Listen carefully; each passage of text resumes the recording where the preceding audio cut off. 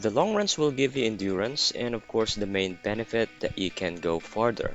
But just thinking about the distance that you need to log and the time that you need to spend, it is really daunting. However, I have some few tips that might help you.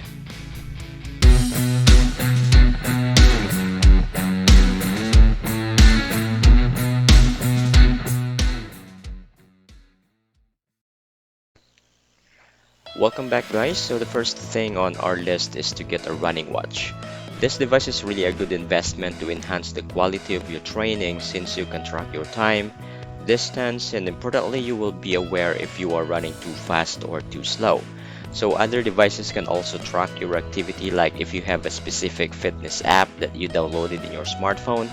But if you are the type of person that don't want to hold your phone while running, then a wrist GPS watch is perfect for you.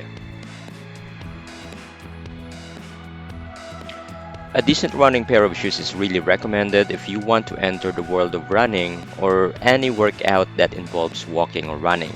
So first of all, it will protect your feet from objects on the road that might cut or scrape your foot. Shoes can also be a great support and shock absorbers from the pounding on the road when you run. The common mistake of some is they tend to buy shoes according to the trend or just because of its appearance. They neglect other factors if that is the right shoes for them, like the fit, specific shoes for their activities, and sometimes they tend to disregard if they have exercise related injuries before that involves the muscles from the glutes going down. So I will try to have a different discussion about things that you need to consider before shopping for a new shoes.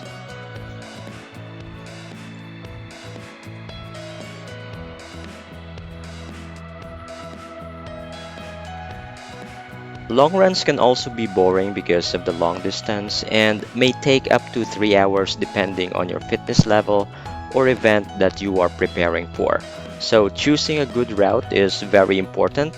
Like for example, if you want to do an off-road run or a road run, you should be aware of the pros and cons of these routes.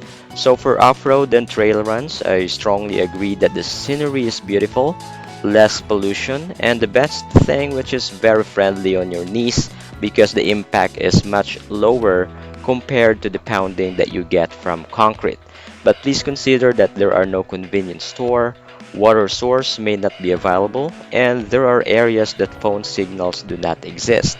So if you are planning to hit the trails, please make sure that you have your nutrition handy and as much as possible, you run with someone for safety reasons, especially if cell phones doesn't work on that area.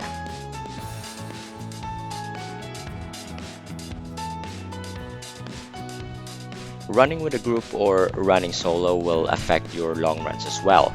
So running alone will really make you focus to maintain your pace because you don't have to adjust your pacing with someone else. And to our extrovert runners out there, running with a group is fun because it's motivating and you can push yourself to keep up with others. I would just like to suggest that if you are planning for a group run, plan on what kind of pace that you will going to set. Set the pace that is not too fast or too slow for everybody. But if it's impossible to set the pace for all, then you can divide the group so others have an option on which pace group they should run along.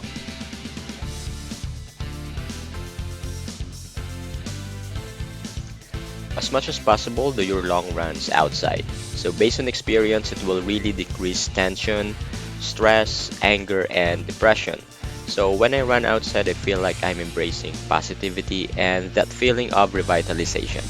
So you can also burn more calories and work on more muscles because aside from the distance, you also need to fight other factors like wind or inclined routes. So you really need to give an extra effort to defeat those elements. So you can exercise longer too without getting bored if you are running outside because of all the distractions in a good way rather, like the trees, birds, or even the natural sound in your surrounding. Unlike if you are just running on a treadmill or indoor exercise that you might get bored easily, especially if the ventilation of the place is poor, space is limited, and a little crowded.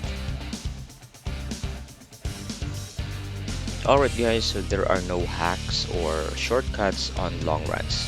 You really need to respect the distance, anyways it will be you who will benefit from it.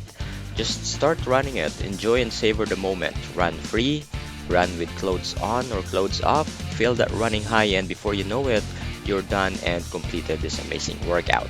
And of course, never neglect recovery. For us runners, we already witnessed the beauty of running, the health benefits that we are getting from it. However, we cannot deny that there are ugly sides on running as well, like the stress on our muscles, muscle damages, and inflammation.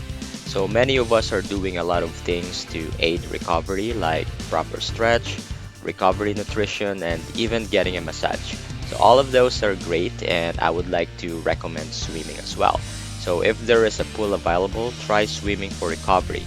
Study shows that the buoyancy can counteract the effects of gravity and reduce the pressure and the stress on your joints who work hard in carrying your weight while pounding during your run.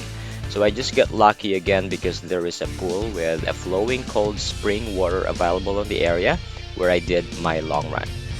Alright, so that's it for today, guys. I hope that you have some takeaways that you can use in your next long run. Please help this channel grow by subscribing, and you might want to share this channel to someone you know that might be interested in my content. So please tap that bell button as well for you to be notified every time I have a new upload.